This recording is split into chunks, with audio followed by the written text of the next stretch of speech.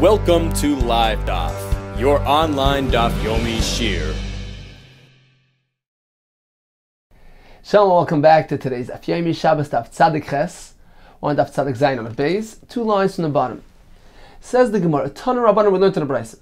Hazorek Mishus Harabim, if one throws an object from one Rishus Harabim over to the other Rishus Harabim, Rishus HaYachid ve'emtza, in between there's Rishus HaYachid, a private domain which is dissecting. So if he throws it at a distance of Dalad Amis and 4 Amis is Chayiv. Let's take a look at Rashi. Rashi here is on the bottom line, beginning with the words Mishus Harabim, Rishus Harabim, Rishus HaYachid ve'emtza, Dalad Amis Chayiv. Says Rashi, when we say Dalad Amis is Chayiv, Im Ava Rishus Harabim Dalad Amis, we mean to say that the item, if the object passed through the airspace of Rishus Harabim, 4 Amis of that airspace, even if you're going to combine the 2 sections of Rishus Harabim with each other to arrive at this total of 4 Amis is Chayiv. So once again, he's standing in Rishus Harabim, he throws an object over Rishus HaYachid into the next Rishus Harabim. So if the object has been transferred within Rishus Harabim at a total of 4 Amis, even if you need to combine the 2 public domains to arrive at this total, he is Chayiv. Continues the Gemara up on Tzadik Ches Amud Aleph, Pachas Ma'arba Amis Pater. But if the total area, a total of Rishus Harabim airspace that this object had passed through is less than 4 Amis, then he's Pater. My Kamashma, what is the Chiddush here? Of course, we know that transferring an object 4 Amis to Rishus Harabim is a malacha. Says the Gemara, actually, there are 2 Chiddushim here. Hakamash Malon, the Brisa is teaching us, Rishus Mitzdarfis, that 2 domains, 2 separate public domains, 2 separate Rishus Harabims can combine to arrive at this total of 4 Amis. That's number 1. Number 2, we don't apply the concept of Kluta when something is contained in the airspace of a Rishus. It is treated as though it landed there. No, we don't say that. And therefore, although the object passed through the airspace of Rishus HaYachid, we don't regard it as though it landed there, as though there was a Hanacha, and therefore, he's not Chayiv due to the Rishus HaYachid. The only reason why he's Chayiv is if the combined transfer in the Rishus Harabim airspace was 4 Amis or more, then he's Chayiv because he was Mavir, Arba Amis Rishus Harabim. Continues the Gemara, Omar Rav Shmuel, Bar Yehuda, Omar Ba'abba, Omar Rav Huna, Omar Rav, Ha-Mavir Dalad Amis Rishus Harabim B'Kura. If one transfers an object 4 Amis in a Rishus Harabim which is covered, which is roofed, Potter, he's exempt. Because it's not akin, it doesn't resemble the Diglei Midbar, the encampment of the Yisrael in the Midbar. So the Malach of Eitzah is learnt from the situation in the Midbar, as we learned in Daf Tzadik Vav. We learned it from the fact that Yisrael were told to not to bring their contribution to the Mishkan on Shabbos. So we learn the concept of Haitzah from the Midbar, and therefore the Rishus Harabim needs to be similar. It needs to resemble the Rishus Harabim of the Midbar, just as there it was not roofed, it wasn't covered. Here as well, we cannot be held liable for being Maver in Rishus Harabim if it is covered and roofed. Says the Gemara, is that so? V'hagolis. What about those wagons which carried the stacks of the crushim of the boards of the Mishkan? The Mekuras Havyan, they were roofed, they were covered. They were covered with the crushim that were lying over them. Nevertheless, V'amar Rav, and Rav himself said, Mishur B'chia, Agolis. What is the status of these wagons? Tachtein beneath them, Ubeineim, in between the wagons, Vitzidein, on their sides, Rishus Harabim. They have a status of Rishus Harabim. Now, although these areas were fully covered by the crushim, which were very long and were lying on the alongside the width of these wagons. So these wagons were actually rectangles. They were 5 Amis long, 2.5 Amis wide, and the crushim were lying alongside over the width of these agolis, of these wagons. The crushim were very long; they were 10 amas long. So they would extend all across this area of the agolis. So the agolis were driven in a manner where there was one alongside the other. They had two pairs of wagons. They were two alongside each other, and the krushim would actually cover the whole area. So the agolis were covered by the krushim. Beinei, in between these two wagons, there were the krushim, which extended from wagon to wagon. And vitzidein, tzidein meaning the area of the wheels of the agolis, were also covered by krushim. So it was completely covered. Nevertheless, Rav says, in the name of Rav Chia, that this whole area had a din of Rishus Rabim. How is that compatible with what Rav just told us? That Rishus Rabim, which is covered, there's no liability there for being maver dal damis. Let's take a look at Rashi inside. Rashi has 6 lines from the top. Mikura means mechusa, covered, roofed. V'ha agolis, the mishkan, the mikuras havu, that were roofed, that were covered. B'kroshim, hasadurin aleim. They were roofed, they were covered through the krushim, the boards which were stacked on them. Rachvan lo'iracha agola. So the width of the krushim, the Gemara soon will explain exactly how they were lying. So the width of the krushim were positioned along the length of the wagon, but Urkan, and the length of the boards, L'Rachvan, was situated alongside over the width of the agola, Areish Afriseh, on top of the walls, on the frame of the agola. Because Salka Daitach. Now the Gemara at this point figures, Alpnei Kol Oirech HaAgolis Hoim Sedoris, that the krushim were stacked alongside the entire length of the wagons, so the wagons were fully covered. If they're covered, then how can we regard them as a full-fledged Rishus Rabim? Says the Gemara, Ki Ka'amar Rav.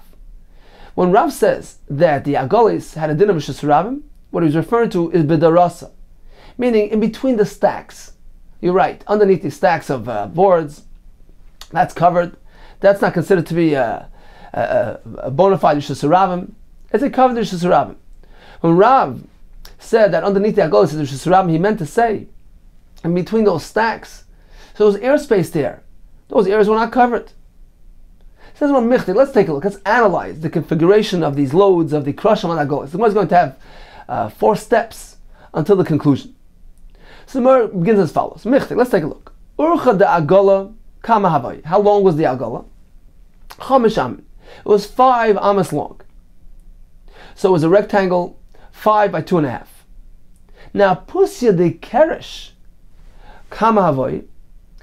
How wide was the keresh? Was this board? Amsa palga, 1.5 amas. So the keresh actually was 10 amas long. It was roichav. There was a width of 1.5 amma, and the thickness was an amma. So it was 10 long, 1.5 wide, by a thickness of 1 amma.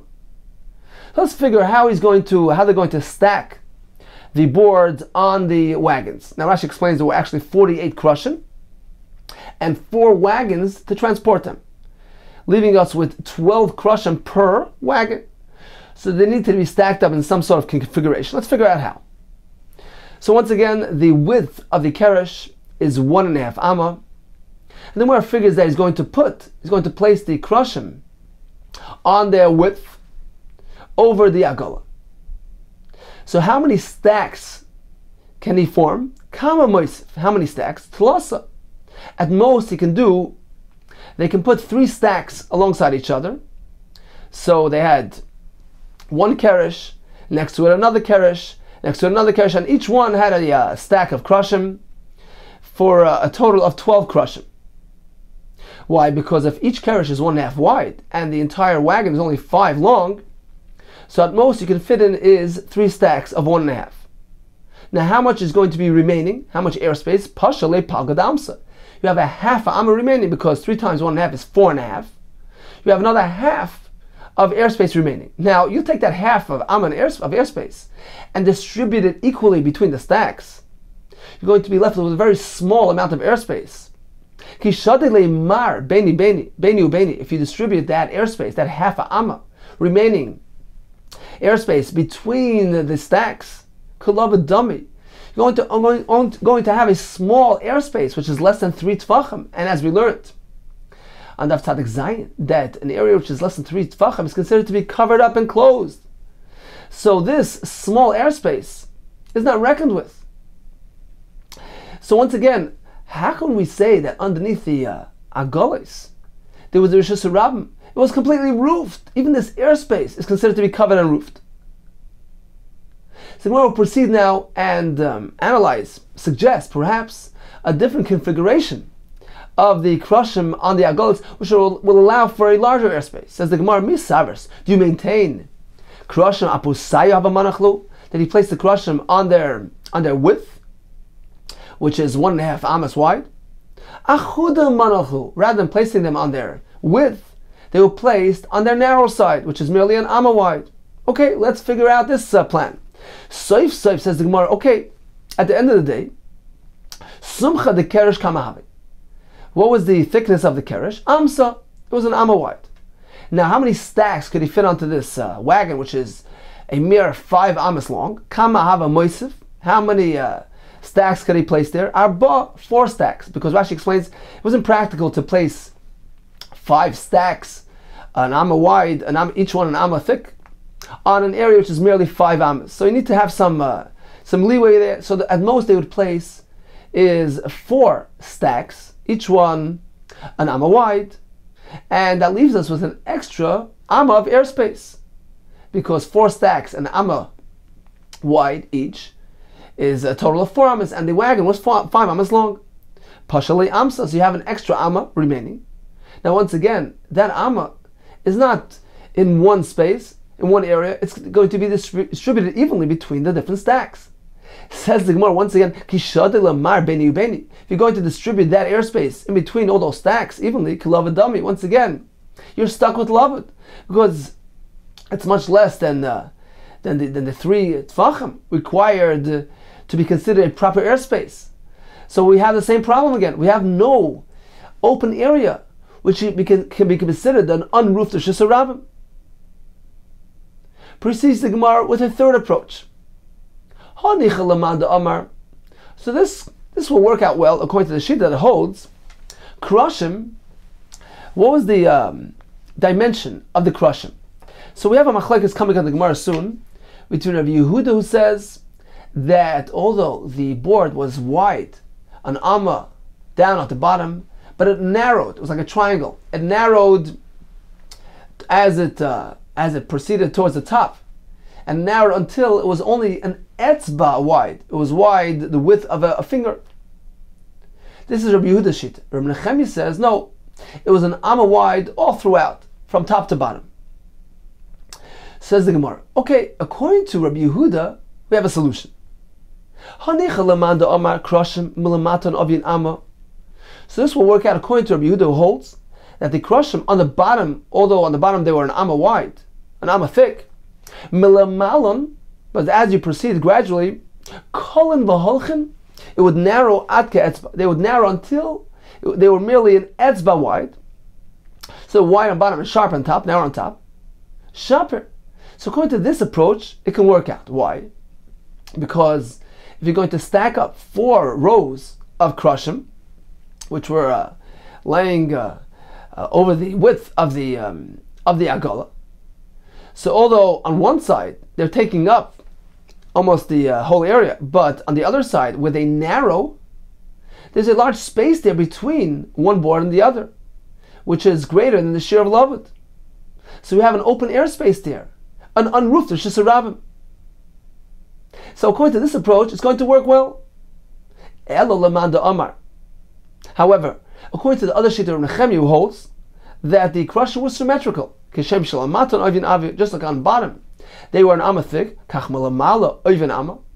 so too on top they were an amma thick, Michael and Maimar.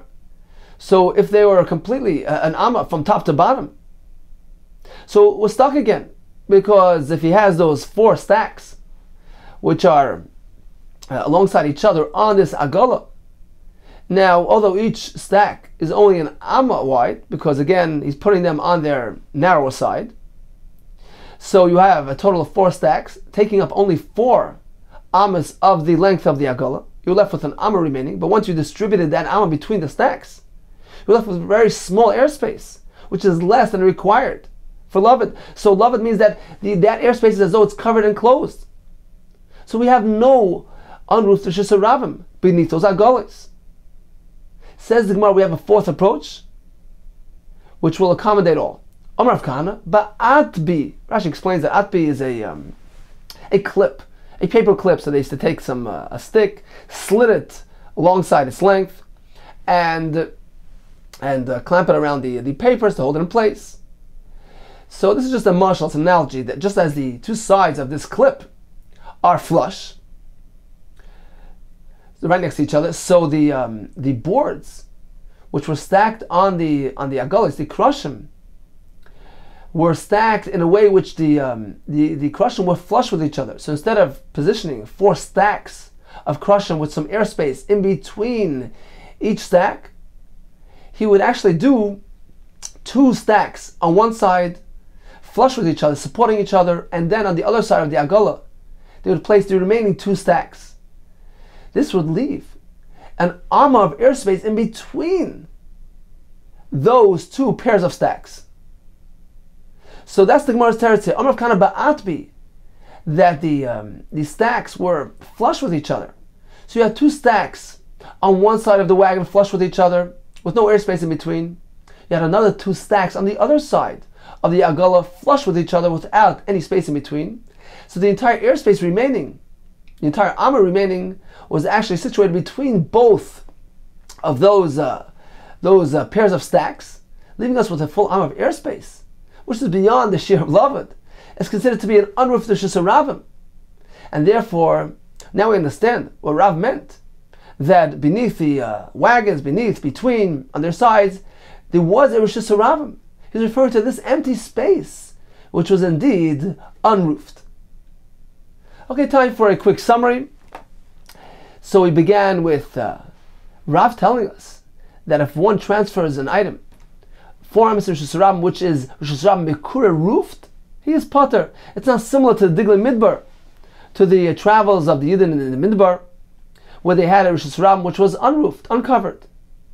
Says more, but how is this compatible with Rav, who tells us that beneath the wagons there was a Rishus Harabim beneath, between them, Tachteim, Beneim, Tzideim, there was a Rishus Harabim there. But the agola was completely covered with the krushim. The Gemara had 4 approaches. Initially the Gemara said, well, there was some airspace there, because he would make 3 stacks, 3 piles of krushim, each one 1.5 amma wide. So there's still going to be a half amma remaining, a half amma of airspace. Says the Gemara, but he distributed that half amma between the stacks, leaving us less than 3 tefachim for each area which is lavid, which is considered to be covered and closed. The Gemara proceeded with a suggestion that they would place the krushim on their narrow side. This way it would only take up an amma of the agola. It would make a total of 4 piles, for a total of 4 ammas, leaving us with an extra amma of the agola, which was airspace. However, we have a problem as well, because that airspace was distributed equally between the piles, leaving us with a very small space. It's love, it's closed off. The Gemara said, well, if the krushim were actually pointed on top, then we have a solution, because on the side where the krushim narrowed, there was a very large airspace. But according to the other shita, that the krushim were perfectly symmetrical, they were wide at tefach on bottom and on top, we need to come up with a new solution. The Gemara said, well, they used to stack up the 4 piles in a manner which resembled a paper clip, meaning the 2 stacks were flush with each other on one side of the agola, two additional 2 stacks on the other side of the agola, leaving a full amma of airspace in between. And that is what Rav was referring to. That area is considered to be a Rishus Harabim because indeed it was not roofed or covered.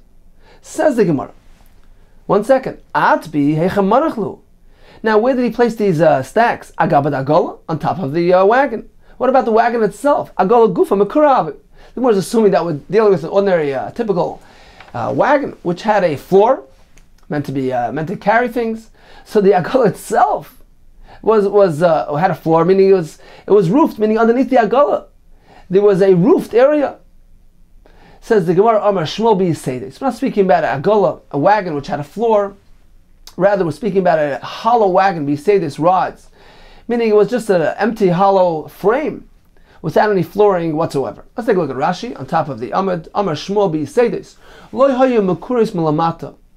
So they weren't covered on bottom. Eli Yiseidis hayu. They were merely these sticks, rods.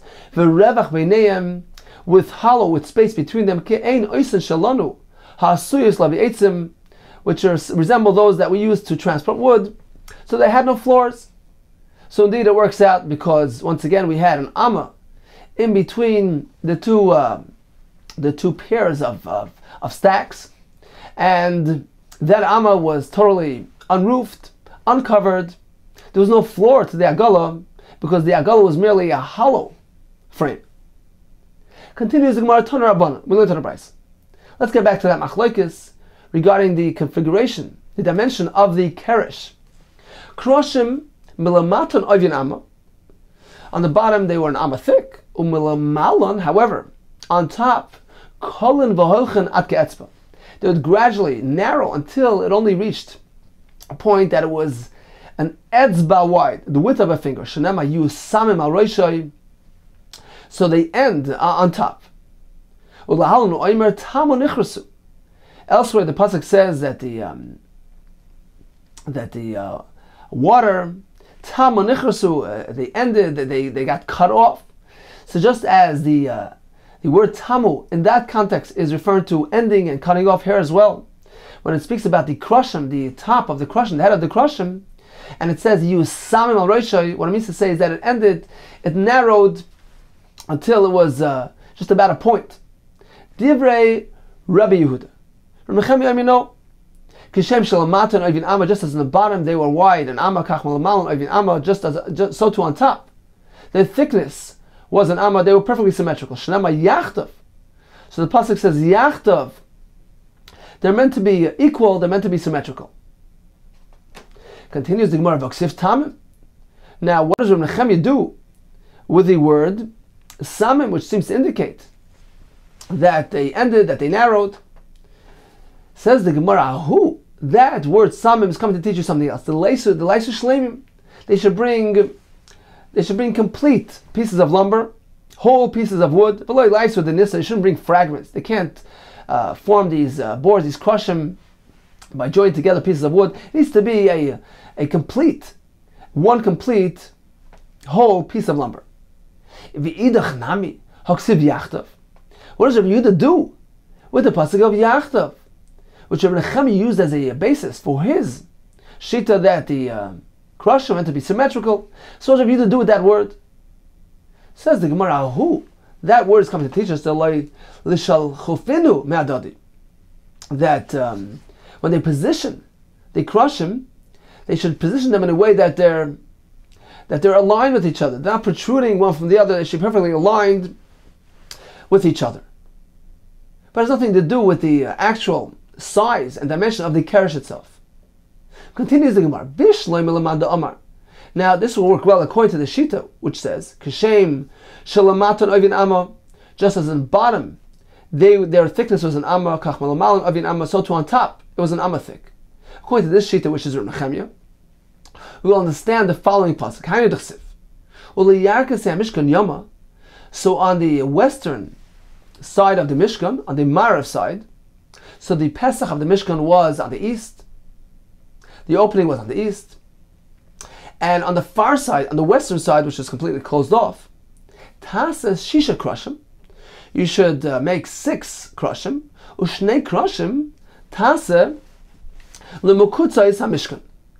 So you need to have 6 plus 2 for the corners. So we have a Mishkan with an interior of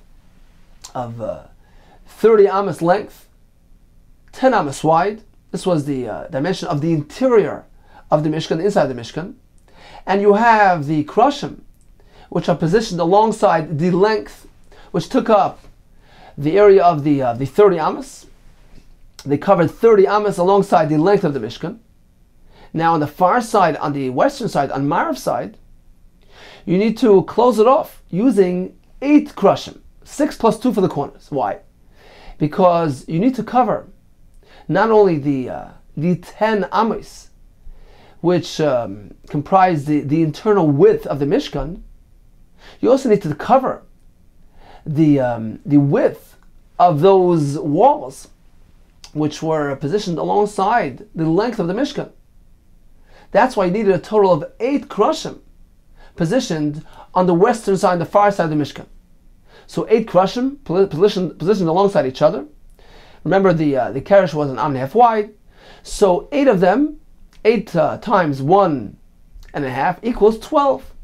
And that was what was required for that side, because you need to cover 10, which is the space of the actual interior of the Mishkan, plus you need to cover the width of those walls, of those perpendicular walls, which were placed alongside the length of the Mishkan. When the width of a keresh, once again, is an amma. So you need to have an additional amma on each side to cover the width of those walls going alongside the Mishkan. That's why the pasuk tells us you need to have 6 plus 2, which is a total of 8, which equals covers an area of 12 tfachim. 10 is meant to cover the actual space of the Mishkan itself, the interior width of the Mishkan, which was 10, and another 1 am on each side to cover up the width of those walls. So now, if the keresh was symmetrical, was an amma thick on bottom and an amma thick on top, it's going to work perfectly. Says the Gemara, the asi pushya dahani. So the width of the krushim, of the corner krushim, will come mimali l'sumcha dahani, will perfectly fill and cover up for the width of those krushim placed perpendicular, which were part of the walls, which were positioned alongside the length of the Mishkan. So it works perfectly. It's all symmetrical and works perfectly. It fits like a glove.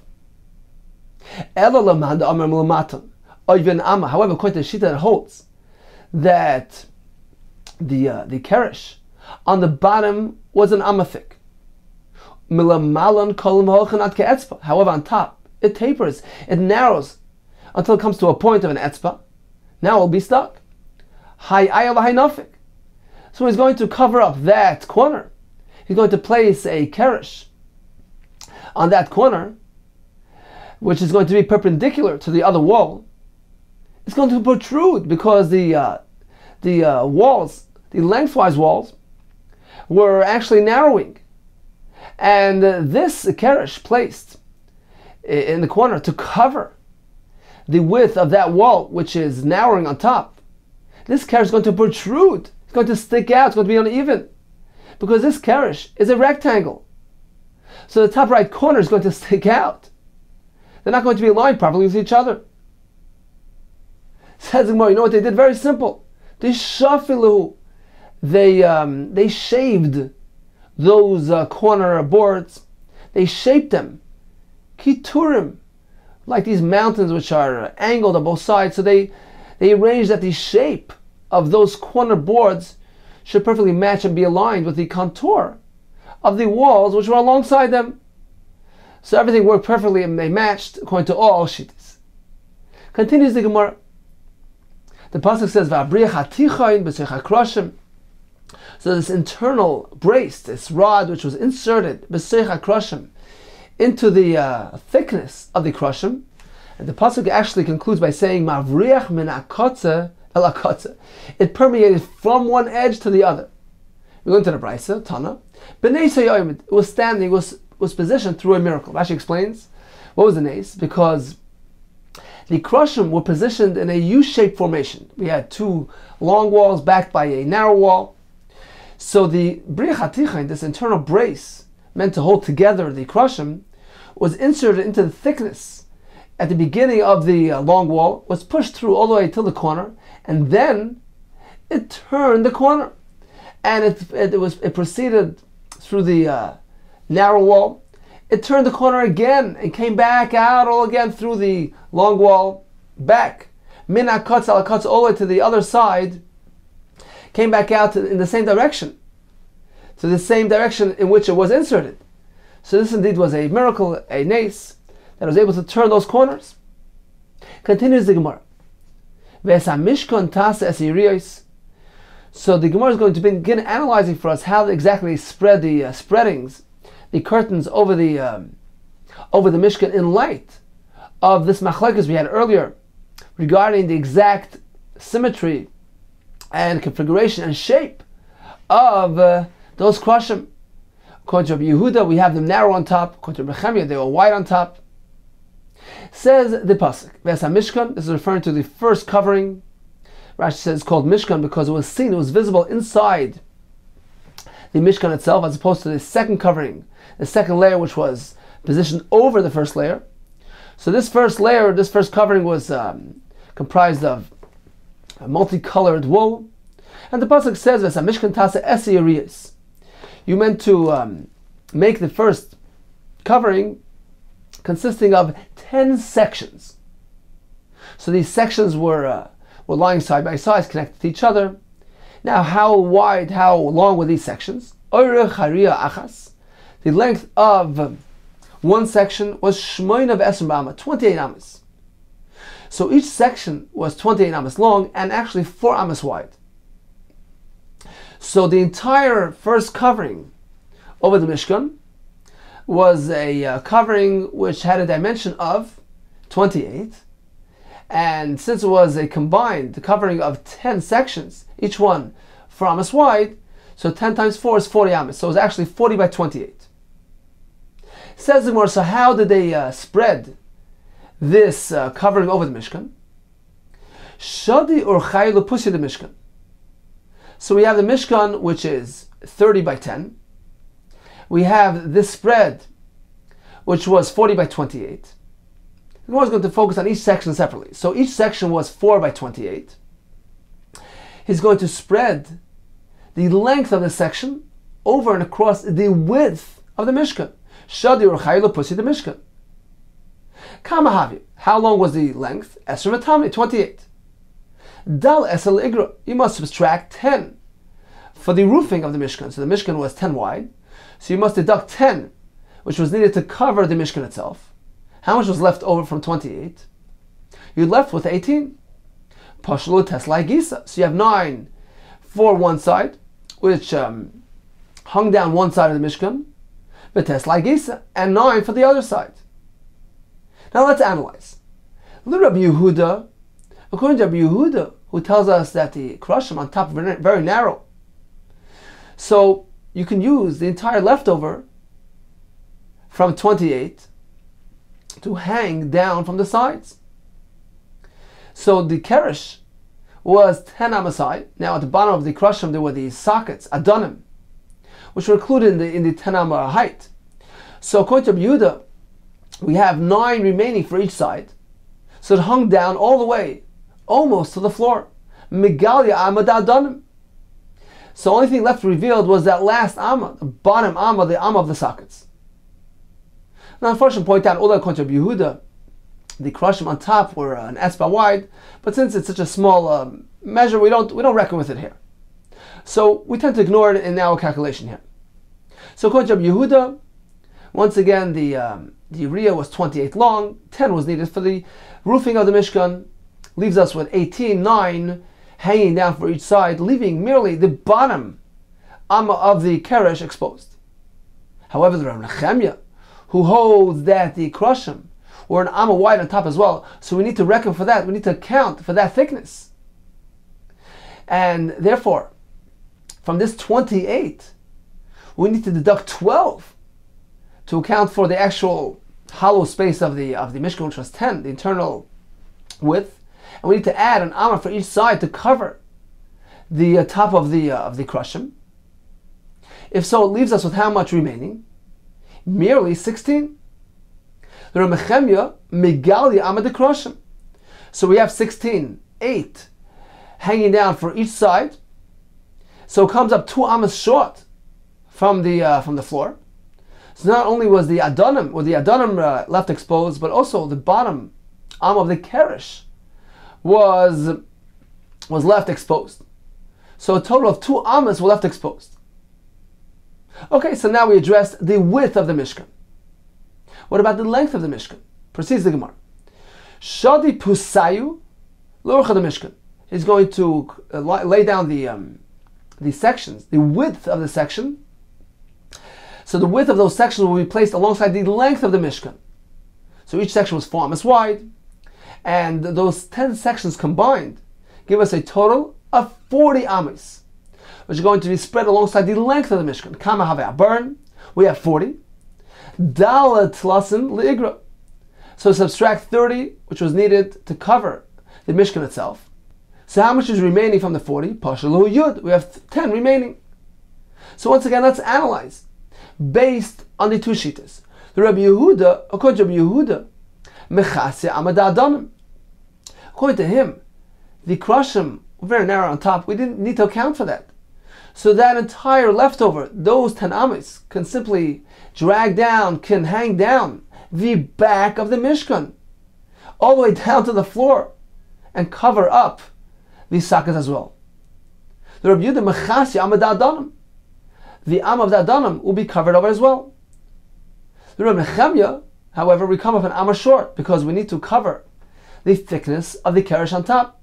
That takes off another am. So we're only left with 9 remaining of the covering behind the Mishkan, hanging down behind the Mishkan, megali amad adanim, according to Nechemya. It only hangs down 9 amas, leaving the bottom amma exposed, which is the am of the adanim. Continues the Gemara. Okay, so we addressed the first layer, the first covering, and we explained it according to Rabbi Yehuda and Nechemya. Continues the Gemara, Vasisa yeri'os izim la'oil. Now we're going to address the second layer, which was the yeri'os izim made of the goats here. How long, how wide were they? Says the pasuk oirich hayriya achas. So each section was shloshim amma, 30 amas long, and they were 4 amas wide. In this case, there was a total of 11 sections attached to each other for a total of 44 amas long, because each section is 4 amas wide. You attach 11 of these, you reach 44, and the length of each section was 30 amas. Let's figure out how they positioned it on the Mishkan. Shadi urchay lepusi the Mishkan. So they would place their lengths, the lengths of the sections, which were 30 amas long, over the width of the Mishkan. Kama havya, how long were they? Tlasin, 30. Dalesa leigra, deduct 10 needed for the roofing of the Mishkan, which was 10 amas wide. How much is remaining? Pashalu esel hagisa. So you began with 30, deducted 10, you're left with 20.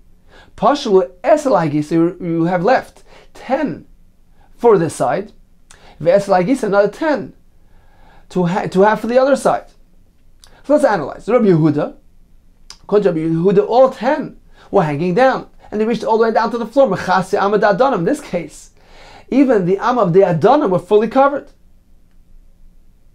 The Rabbi Nechemya, however, megalia amad adanim. According to Rabbi Nechemya, these leftover portions did not equal 10 because he needed to add another amma to account for the thickness of the keresh. So according to Rabbi Nechemya, we began with 30, but instead of merely needing 10 to cover the Mishkan, needed 12. 10 plus the am on each side, which leaves us with only 18 remaining, 9 for each side.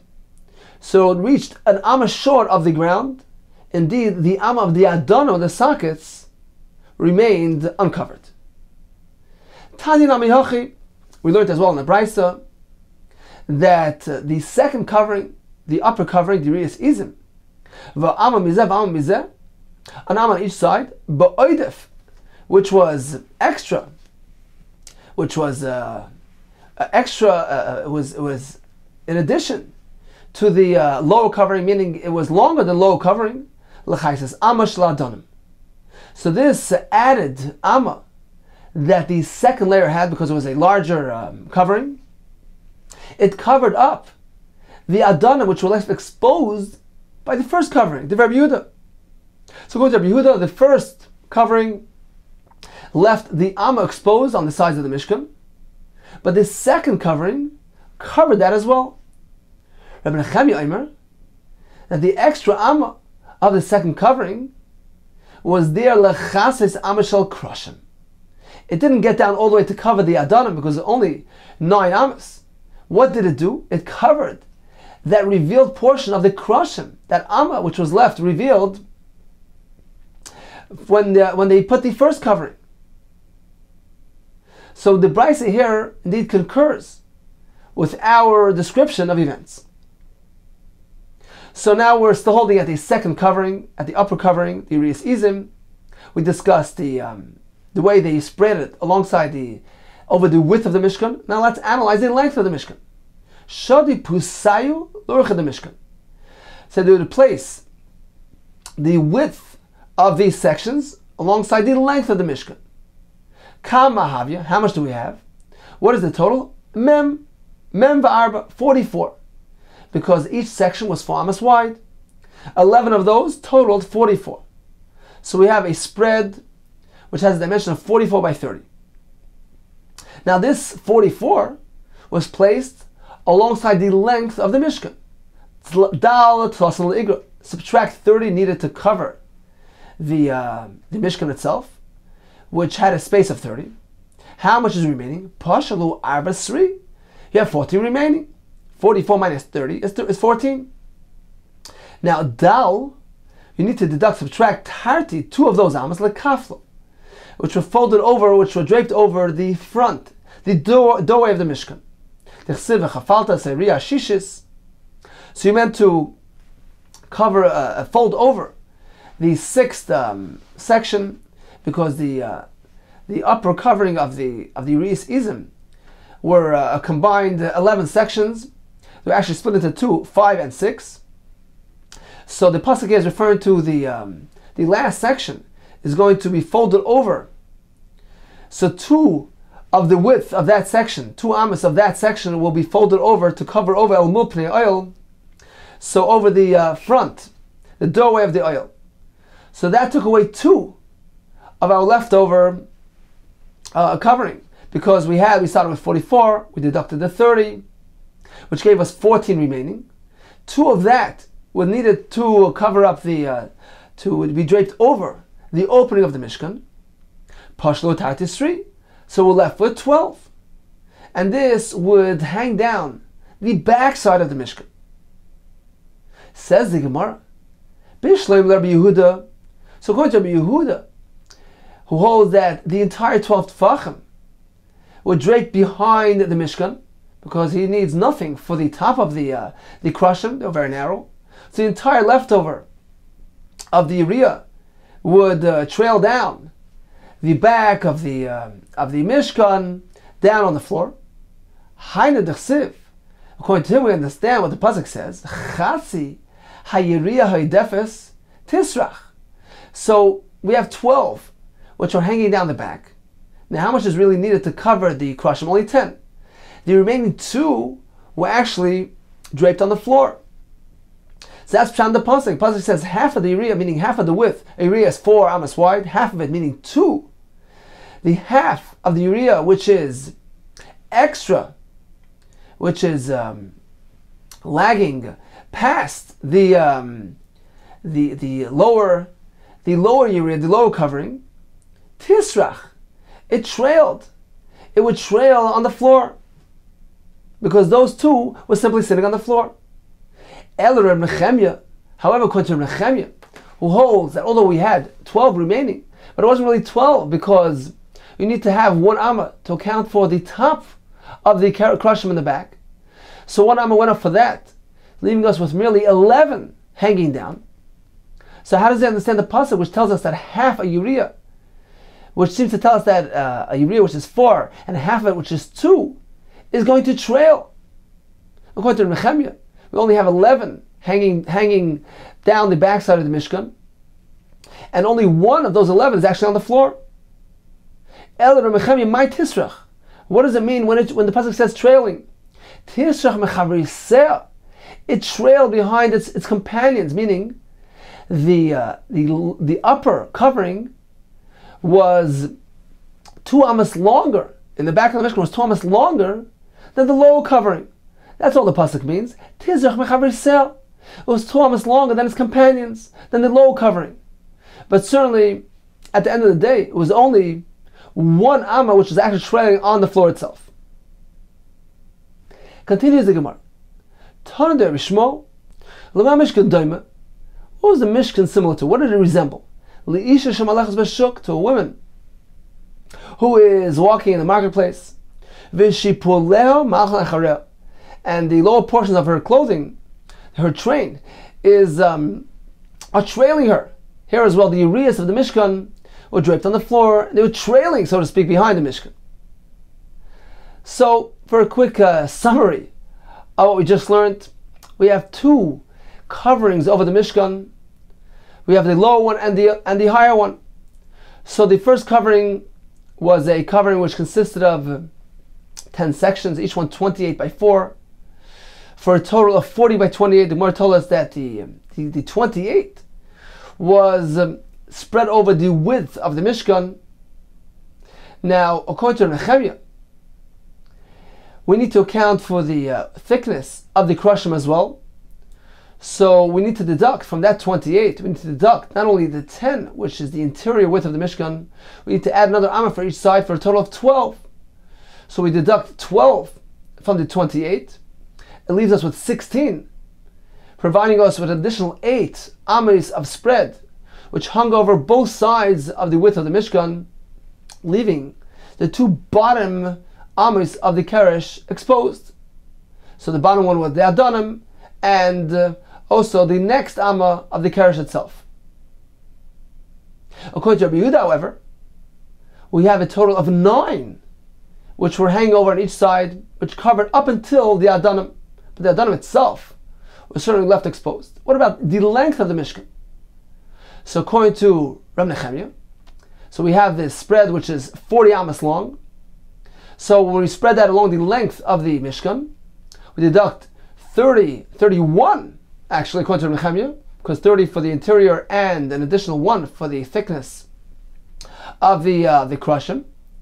So we have remaining 9, which was hanging over the back of the Mishkan, almost till the bottom, leaving the Adonim, the bottom amma exposed. According to Rabbi Yehuda, we have 40. We deduct merely 30 to cover the Mishkan itself. We have another 10, which were left hanging behind the Mishkan to cover the entire Keresh all the way to the bottom, to the floor. So this was the first layer, the first covering over the Mishkan. Let's proceed with the next layer, the yeri'os, which had a total of 44 by 30, because once again each section was 30 by 4, and we have a combined total of 11 of these sections for a total of 44 by 30. The Gemara tells us that the 30 was the one that was spread over the width of the Mishkan. So according to Nehemiah, we need to deduct not only the 10 of the interior, but we need to deduct 12 to account for the thickness of the top of the Krushim. So we deduct 12 from 30. That leaves us with 18, leaving us with 9 hanging over on each side, covering over the Krushim up until the Adonim. But the Adonim itself were left exposed according to Nehemiah. According to Rabbi Yehuda, the yeri'os covered over even the Adonim, because according to Rabbi Yehuda, we deducted merely 10 from this 30. We're left with 20, 10 for each side of the Mishkan, which went all the way down to the floor. So according to all Shittas, the upper level, the yeri'os were covered more ground, more area, a tefach more than the lower covering. Now what about the length of the Mishkan? So we're dealing with 44. We put it alongside the length of the Mishkan. According to Reb Nehemiah, we need to deduct not only 30, we need to deduct 31 to account for the thickness of the Krushim. So we need to deduct 31 from 44, which leaves us with 13. The Gemara told us that 2 of those amas were draped over the doorway, the opening at the front of the Mishkan, which leaves us 11 to hang behind the Mishkan, covering the entire Krushim with the Adonim, and leaving us with an additional amma lying draped on the floor itself. According to Rabbi Yehuda, he took the 44, put it over the length of the Mishkan. So the length of the Mishkan only required 30 for the interior of the Mishkan. So it leaves us with 14 remaining. 2 of those were draped over the opening of the Mishkan, leaving us with 12 which hung behind the Mishkan. So 10 completely covered the Krashim with the Adanim, and the additional 2 were draped on the floor behind the Mishkan. Continues the Gemara, Tanu Rabbanu, we learned in the Brisa. Charutzim ha-Krashim, the Krashim were carved out on the bottom. They had these 2 protrusions. The Pasuk calls them yeri'os, these 2 hands, the 2 tenets, which protruded from the bottom of the keresh and were encased in these silver adanim, these silver cases. V'chalulim hayu adanim. These adanim were hollow and encased these yeri'os. Continues the Brisa, another thing. V'nirin krasim belulois. You meant to know that the krasim, the golden hooks that were put through the blue loops, they appeared kikechav merakia, like glistening stars in the blue sky. Now, which krasim we were speaking about, says Rashi, we're speaking about the first covering, the lower covering over the Mishkan. As we learned, it consisted of 10 subsections, each one 4 amos wide. So Rashi explains they used to actually sew together 5 of these subsections to each other. So you had 5 sewed together, another 5 sewed together, and then they used to attach these 2 large sections using the krasim, the golden hooks, which were put through the blue loops. And as the Gemara says, they appeared in those loops like glistening stars in the sky. Okay, time for a brief review of today's daf. We began with the halacha of a person who's standing in Rishus Harabim and throws an object over Rishus Hayachid into another Rishus Harabim. If that object traveled through Rishus Harabim, even if you need to combine both sections of Rishus Harabim to arrive at the total of 4 amos, he's chayiv. The Gemara told us as well that we don't reckon with the fact that it passed through the airspace of Rishus Hayachid. Kluta lav k'mashahuncha, it's not as though it landed there. Rav told us that the halacha of transferring from Rishus Harabim only applies to Rishus Harabim, which is unroofed, does not have a covering. Says the Gemara, but how is that consistent with what Rav told us, that underneath those wagons, which contain the stacks of the krashim in the midbar, underneath those wagons are considered to be Rishus Harabim, but they're covered. So the Gemara began to analyze the configuration of those stacks. The Gemara told us it's actually a machlokes. Regarding the shape of the krashim, according to Rabbi Yehuda, the thickness of the krashim were an amma on the bottom, but then it narrowed to merely an etzba up on top. So like a triangle, according to Rabbi Nechemia, they were consistent throughout, they were symmetrical, an amma thick on bottom and an amma thick on top. So based on this, the Gemara told us, we can understand how come underneath those krashim, it will have a din of Rishus Harabim, because one of 2 options. So according to the shita that the krashim were narrow on top, so when they were lying across the agolis, there was sufficient space by the narrow side of the krashim to create open area, unroofed, and that area is considered to be a Rishus Harabim. According to the shita of Nechemia, that the krashim were actually symmetrical, the Gemara concluded apparently they were stacked in a manner where we had 2 double stacks on either side of the agola, leaving a full amma in between those double stacks. So that was an unroofed area, which is Rishus Harabim. The Gemara proceeded and described for us, according to Rabbi Yehuda, that the keresh was very narrow on top. How did they configure the corner krashim? The Gemara said they shaved it, and they shaped it in a way that it aligned the shape, the contour of the walls perpendicular to it. The Gemara proceeded to describe for us the way they spread the 2 coverings over the Mishkan. And the point is that according to Rabbi Nechemia, we need to account for the thickness of the krashim as well. The Gemara concluded describing for us the protrusions coming out of the keresh and the glistening hooks, which appeared as though they were stars glistening in the sky.